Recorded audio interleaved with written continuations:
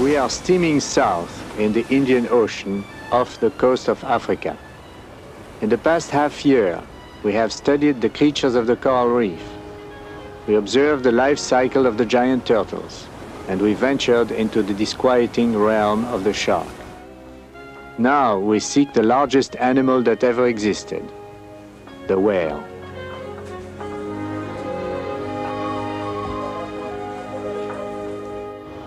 To find whales, sonar devices are still impractical. The only reliable means is the lookout, scanning the horizon for telltale spouts.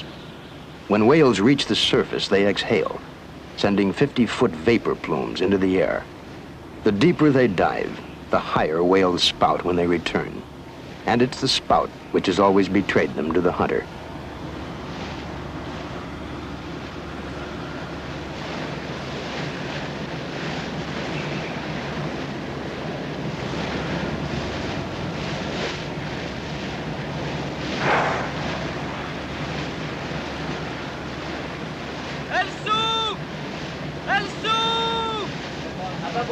Droit devant!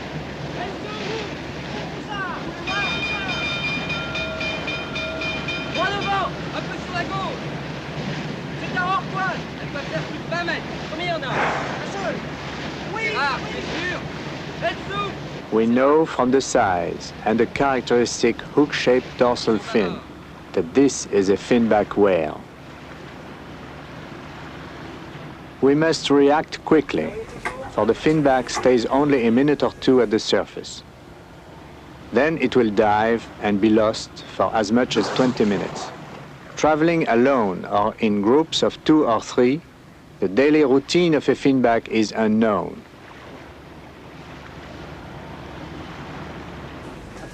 To study its behavior, we have improvised an unusual tracking method that will allow us to remain in contact with the whale.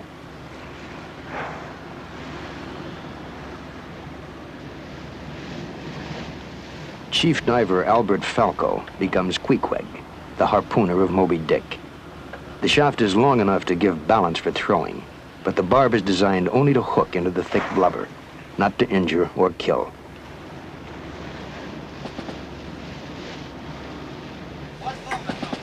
Droit devant!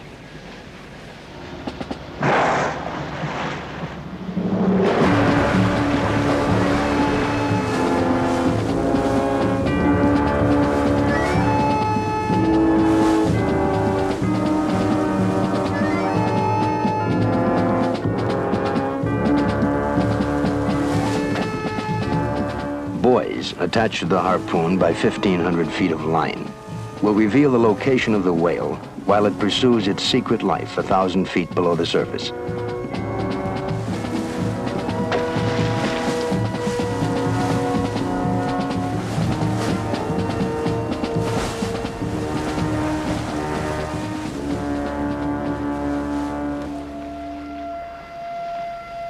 The thin line proves too fragile against the pull of the 20-ton finback.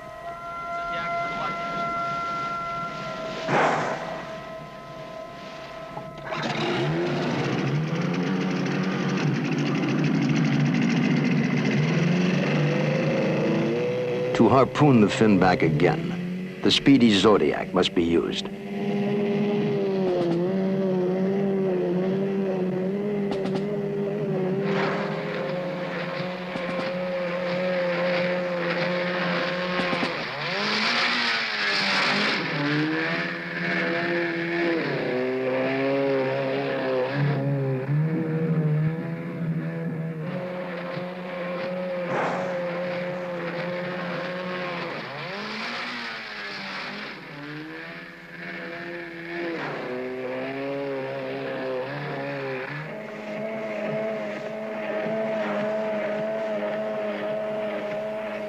In the cramped rubber boat, Falco will rely on the rifle harpoon to set the second line.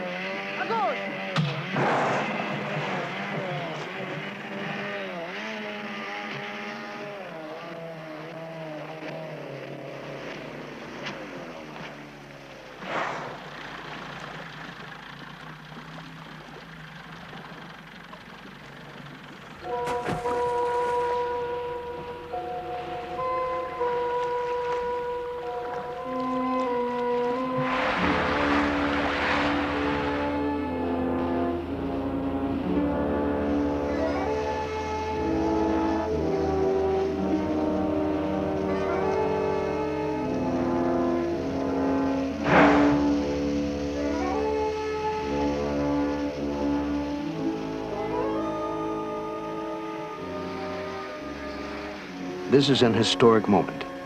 For the very first time, the finback whale is seen and filmed underwater in the open sea.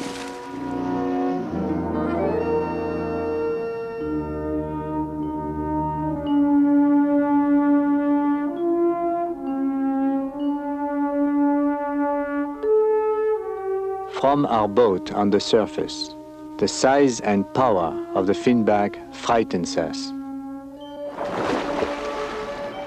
Suddenly, underwater, our fear changes to awe. Nothing has prepared us for the sight of such enormity, moving with such grace.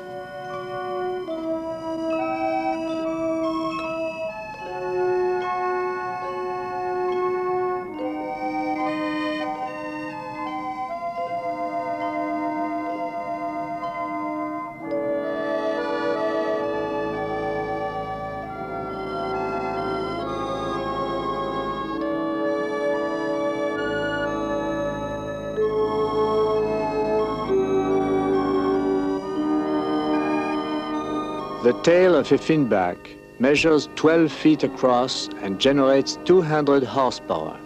It is also the only defensive weapon he can use against predators, the shark, the killer whale, and even man. We are both mammals, man and the finback. Much of our body physiology operates in the same way. But in his adaptation to the sea, the whale has undergone critical changes. He is free in the three-dimensional world of the sea, and we are not. So it is with a sense of envy that we watch the finback return to the deep.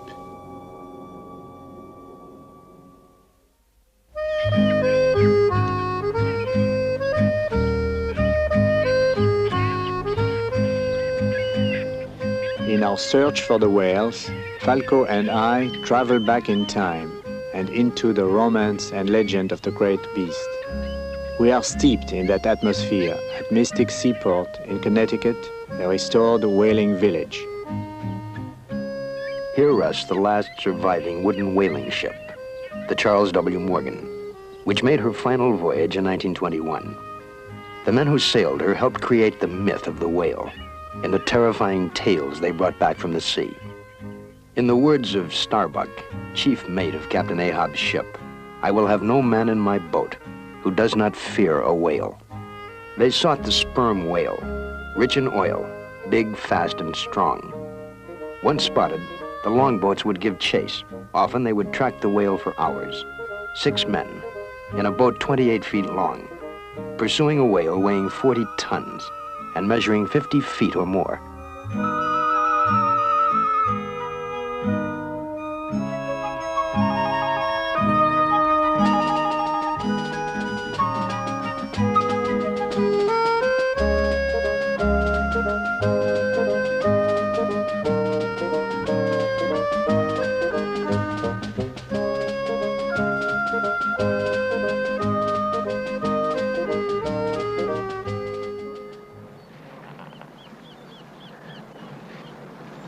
When the longboat gets close enough to the whale, the harpooner harpoons the animal, and the harpoon is attached to the boat by a long rope.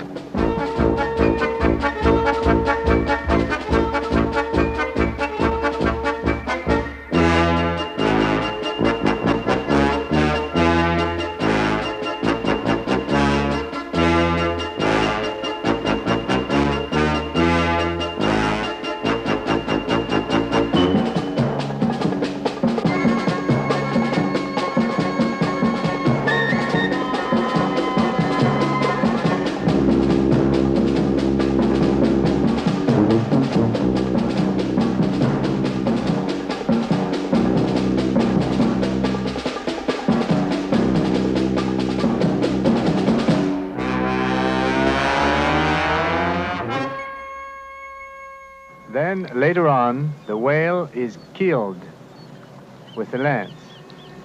And this weapon is held and stuck into the lungs of the animal several times until it dies. The dead whale was towed to the boat and attached alongside And men with his tools began cutting in like this, yes, in order to detach large pieces of blubber. This was a very exhausting work.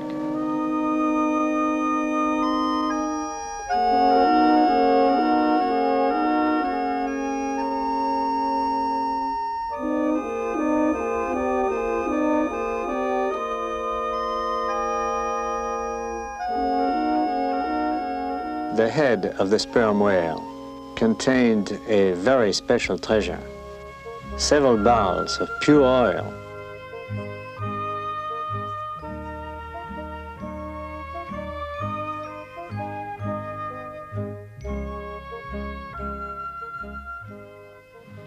It is here, in this pot, that a large, beautiful mammal ended up. Crewmen boiled its blubber into oil with a screwed tube. And of course, I imagine that with rolling and pitching, this oil must have spilled all over the deck, and that the smell must have been absolutely awful.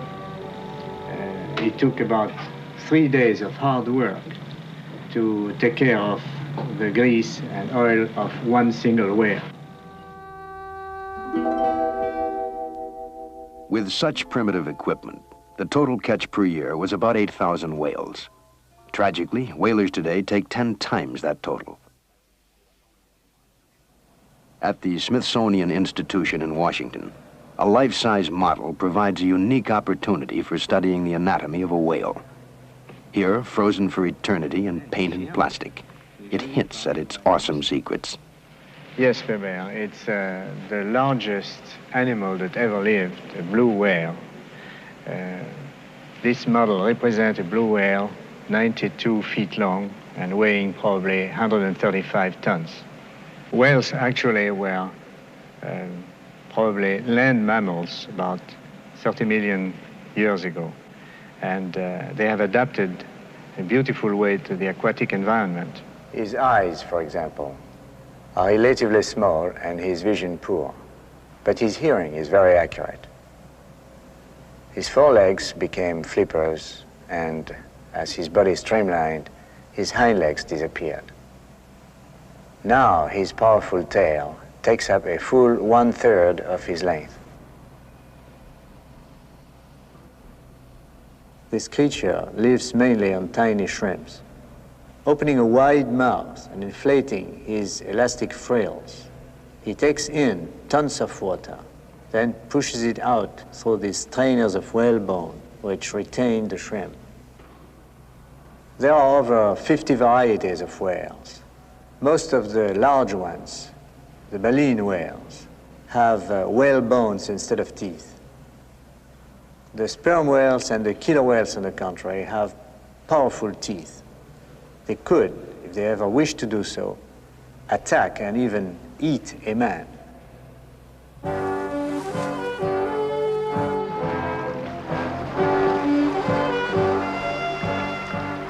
The huge dorsal fin marks the male killer whale. The largest male is the leader of a family group that lives and hunts the sea together.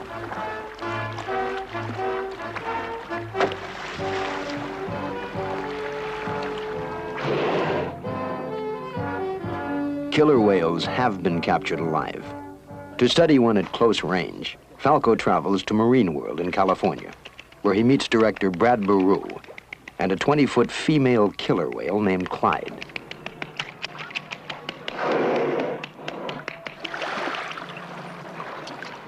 We brought the 2 females down from Canada, and all the way down, they communicated with a very high, shrill sound, back and forth.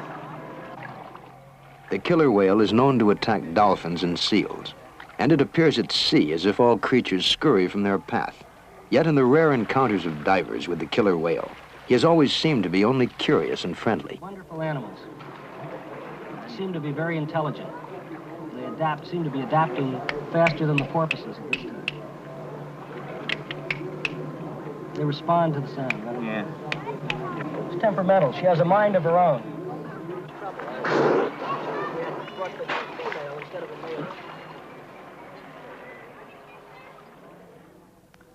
It has been reported that when one killer whale is captured, the others stay nearby and keep up a dramatic conversation. This sound has been recorded, and we play it back in the tank to observe Clyde's reaction.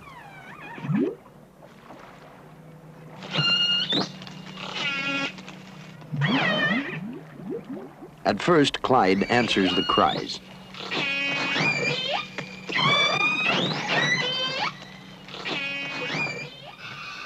Clyde is still too new to captivity to trust completely.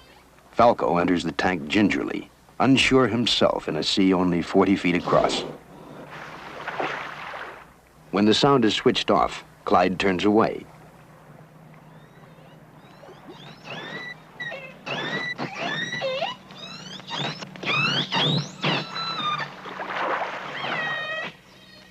Back in contact, Clyde swims toward the speaker. Hearing plays a primary role in a whale's perception for echolocation as well as communication. Whales are equipped with veritable sonar detectors. They receive signals not only through their tiny ears, but also through their entire skull structure, and perhaps along their bodies as well. Interrupted again in mid-conversation, Clyde scans the tank for her newfound, lost friend.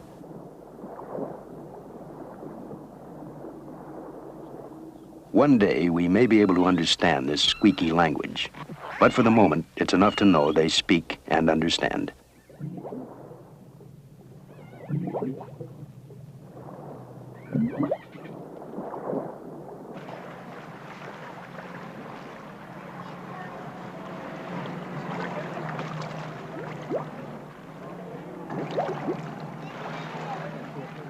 The dog hunts with his nose, man with his eyes. The killer whale uses sound.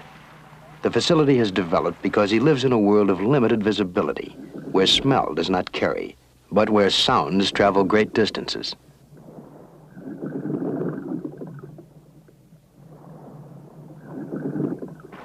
Not enough is known about whales yet to determine what role their clicks and grunts play in hunting.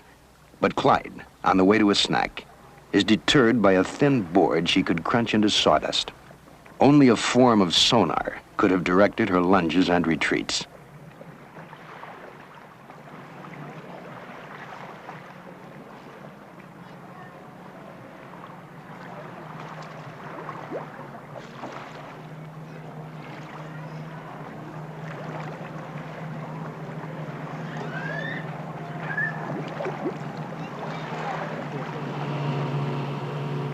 Falco thinks the high-pitched sound of a small motorboat interferes in some way with the communications apparatus of whales, like jamming a radio signal.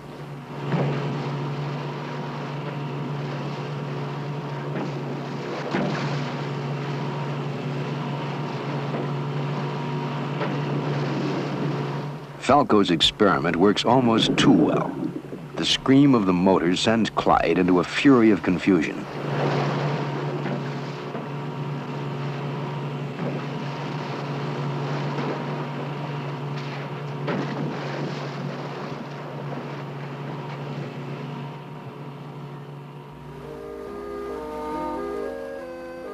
May 20th, near the Maldive Islands.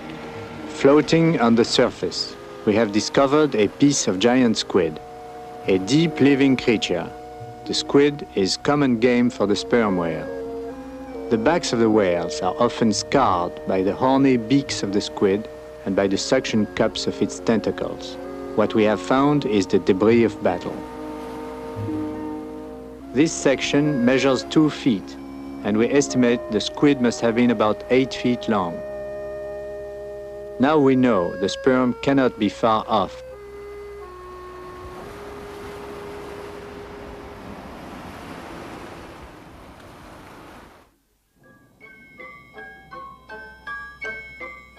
Minute drifting plants begin the chain of marine life.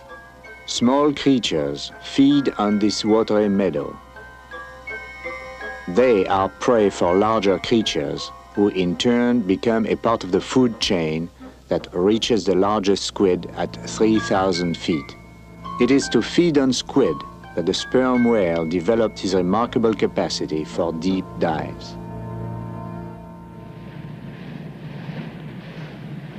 The search is underway for sperm whales in the area where the piece of squid was discovered.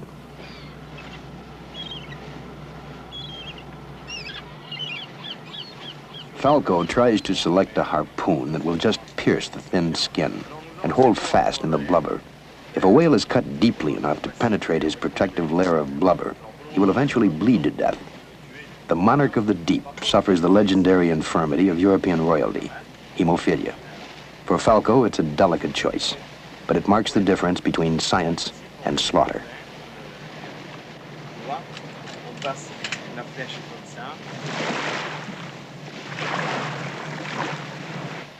This time it's Dumas who raises the first whale. By the angle of its spout blowing from the left, he knows it's a sperm. Elle s'ouvre! Droit devant! Elle oblique sur la gauche! Où ça? Tous les voir? Droit devant! Un peu sur la gauche, bien sûr! C'est un rorqual! Of all the whales of the sea, the spermaceti whale has most captured the imagination of sailors and landlubbers alike. Herman Melville's Moby Dick was a sperm, as were all the savage whales of fiction. Their huge foreheads give them a majestic and fearful appearance. They have been said to ram ships with this forehead, battering at them until their hulls cave in.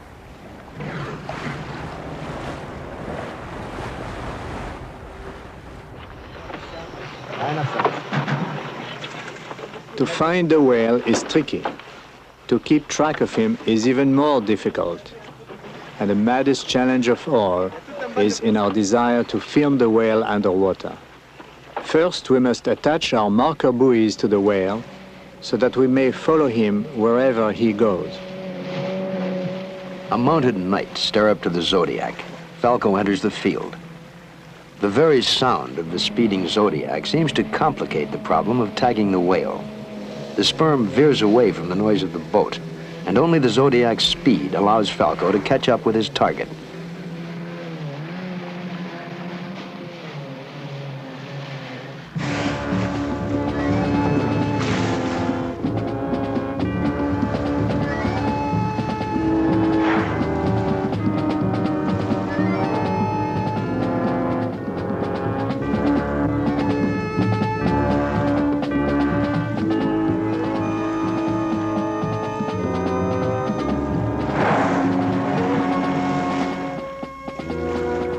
The first step is accomplished. Our bouchon de champagne, our champagne cork, follows behind the whale, securely attached to his back. For night tracking, a suitable target for Calypso's radar is needed. Aluminum foil supplies partial solution. It'll be hung in the sky above the whale. The finishing touch is a kite-toon, part kite, part balloon. Trailing a 75-foot aluminum foiled tail, it'll be attached to the buoy, attached to the whale.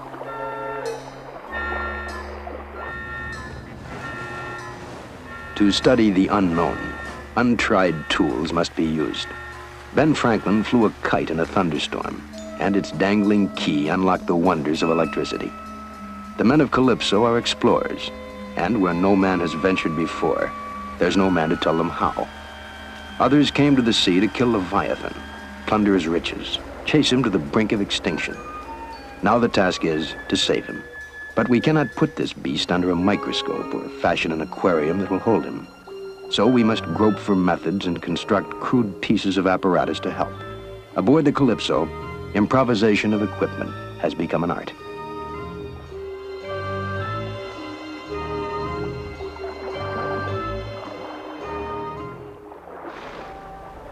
The sperm whale migrates at the surface, but feeds in the depths. 2,800 feet of line stretch from the whale to the kite-toon to allow for his dive. In a characteristic gesture, the tail fluke points skyward, and the sperm whale sounds.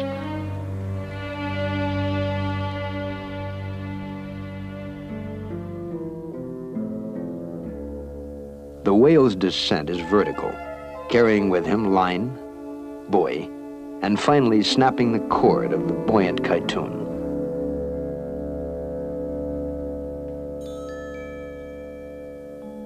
For the first time, it has been proven that the whale travels more than a half-mile down in his search for food.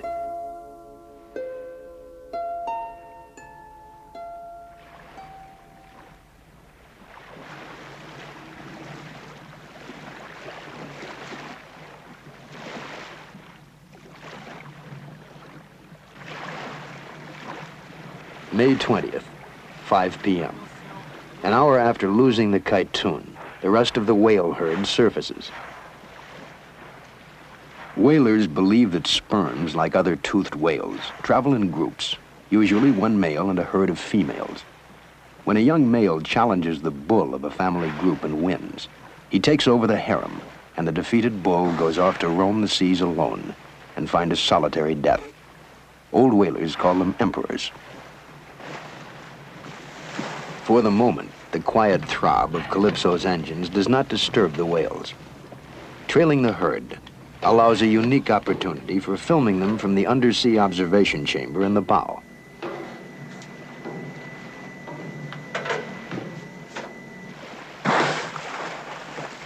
Attention, phoné. Alors attention, on tourne, hein.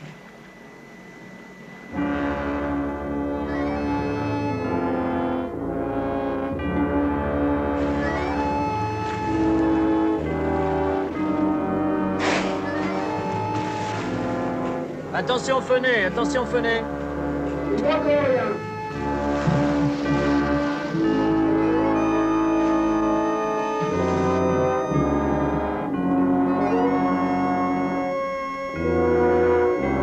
Les commandants, ils sont ouverts sur tribord. Moving slower than the herd, a mother and a newborn calf loom before Calypso on a collision course. The propellers must be stopped to avert possible injury to the baby.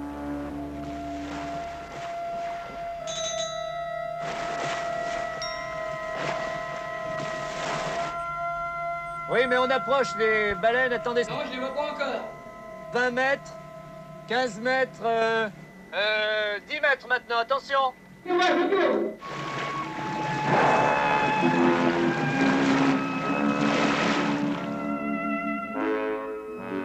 The baby whale, born tail first, must immediately be pushed to the surface to breathe, or he'll drown. 1/3 the size of the mother at birth, about 14 feet long.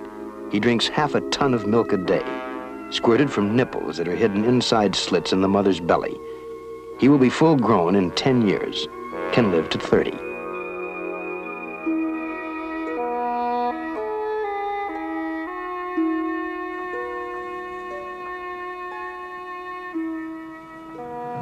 This is where Calypso lost the large sperm whale and the kytoon. 2 miles further west is the pack, 11 sperm whales. And now we went northeast and met a mother and baby. And we must try to attach a marker to the baby. Allô, Zodiac. Allô, Baby Zodiac. whales do not dive deeply. We often see them waiting at the surface for the mothers to return from feeding. Only when they grow and strengthen will they be taught to sound. The noise of the Zodiac frightens the baby. As the boat cuts in front of him, he hesitates, and Falco is able to place his short barb.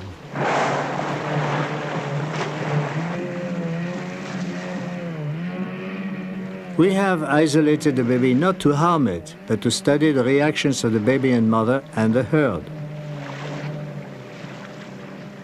Because we feel uneasy about what we have done, we hurry to check the condition of the young whale.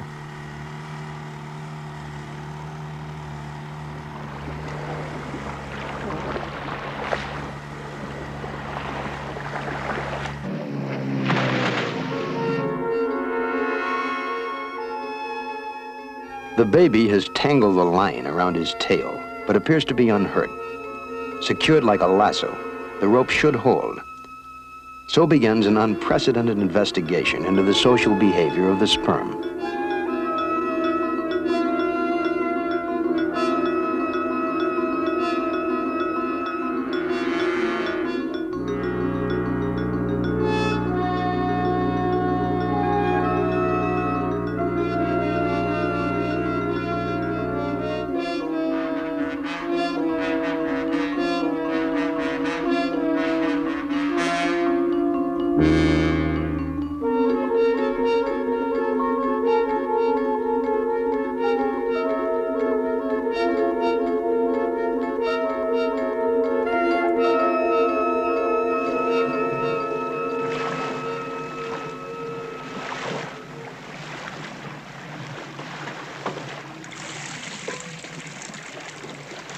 We're now a little further north, and we have been successful attaching a kytoon to the baby. The pack is still around.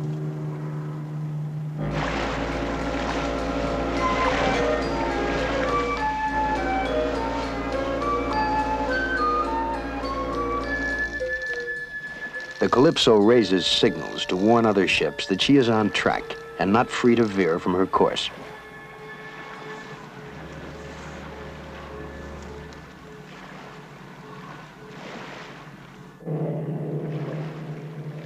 We are sure that mammals of the sea communicate with one another. Through the use of modulated sounds, they convey complex messages. It is likely that even the baby whale will be capable of calling for help. Calypso's sound engineer, Marcelin, positions the launch between the baby and the disappearing herd.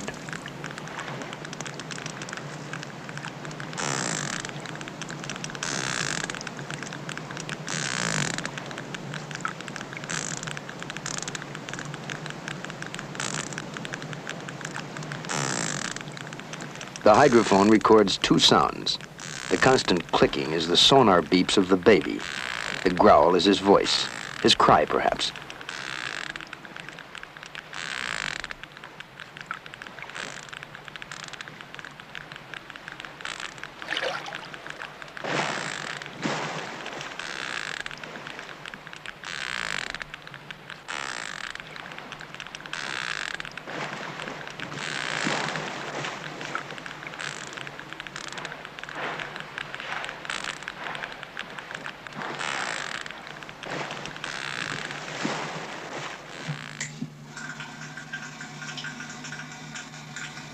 The bubbling aqualung has often blurred the sounds Falco hears while diving.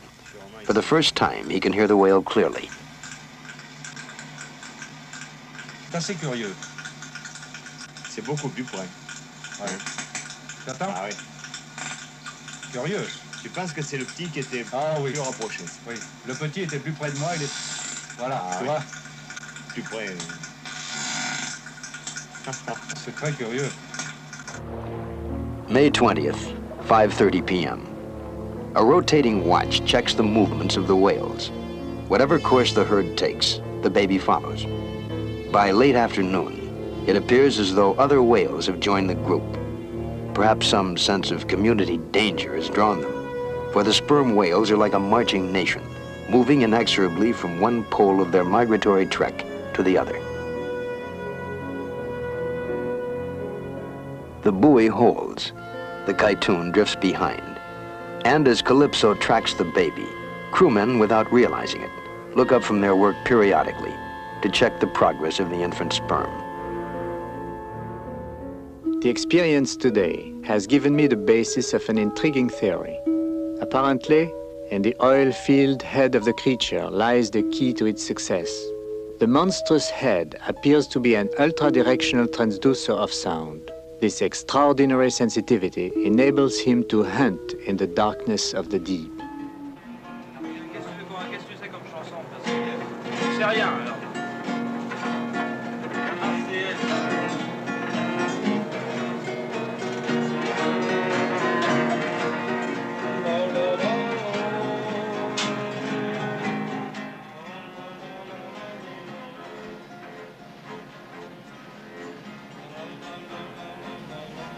From evening sun to dawn, the radar will stand watch over the youngster and the bridal train of buoy and kytoon.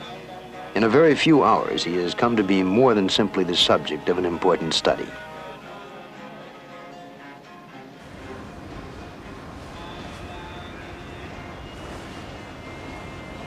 Through this night, at one point in every conversation, a question is asked. Est-ce qu'il est encore là? Is it still there?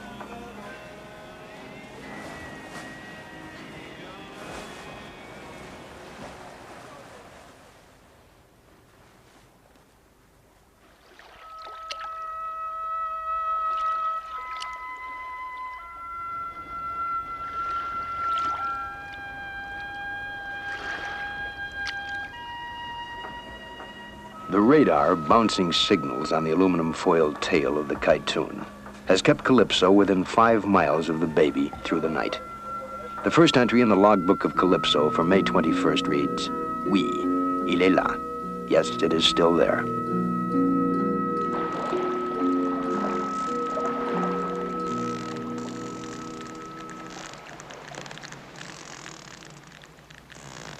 There is still 2 hours until there'll be enough daylight to film the young whale.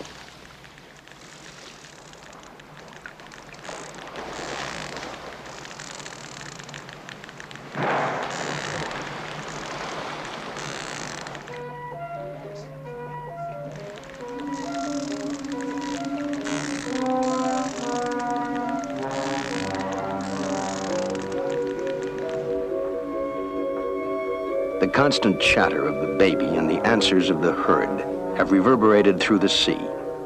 The morning lookouts report there are spouts on the horizon for 360 degrees around the ship. A few of the larger whales begin dropping back from the herd, and the intensity of the baby's cries increases. Old whalers claim to have seen one whale rescue another by pulling the harpoon free with their teeth. The mother cradles the baby in the way of whales, chattering her special sounds. It bends the imagination to consider that her sounds are instructions.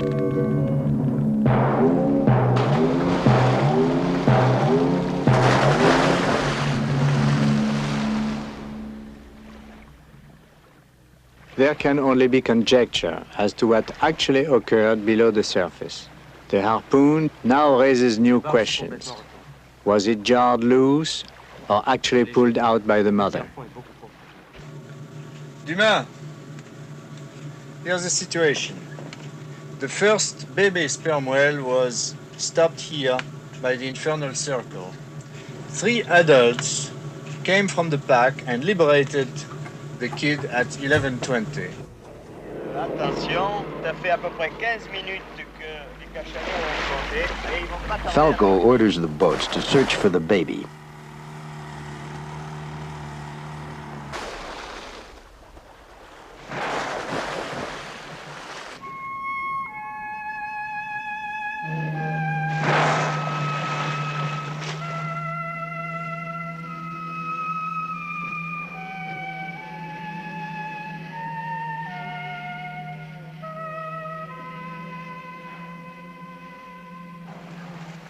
The baby, confused and frightened, ceases movement.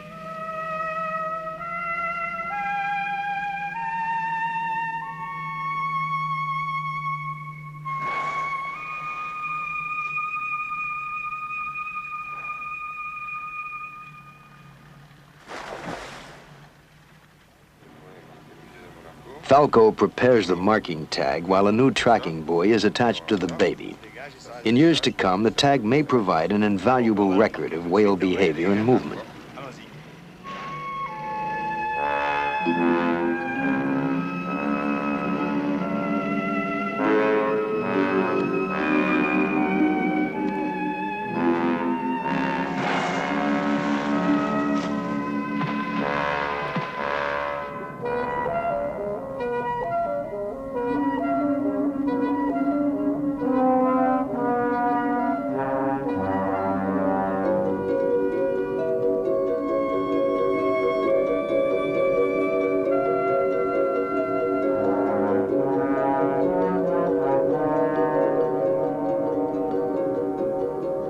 He's only a baby, yet he's 10 times the weight of a man.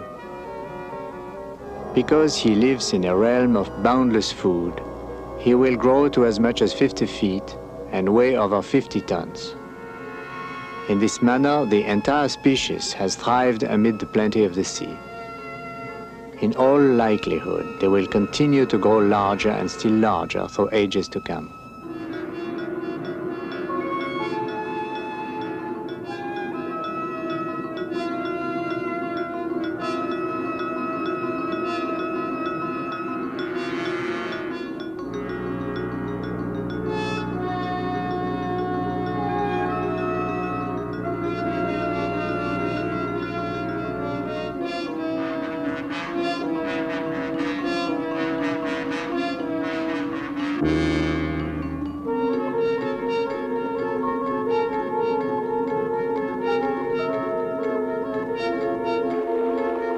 tagging done, I asked the divers to cut the baby loose.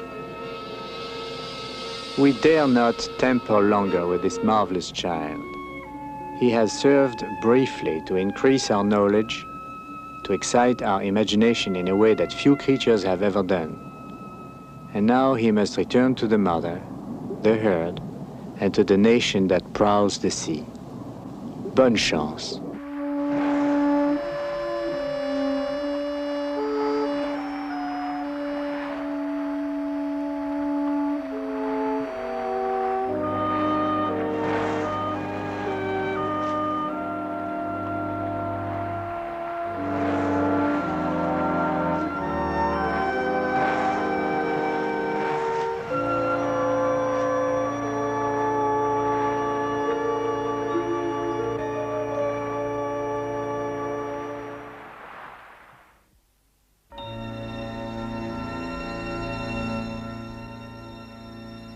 In the first years of the Calypso's travels, eager to explore the sea's unrevealed secrets, we searched all sorts of wrecks and plunged into lakes, rivers, and submerged caverns using diving gear and mini-sub.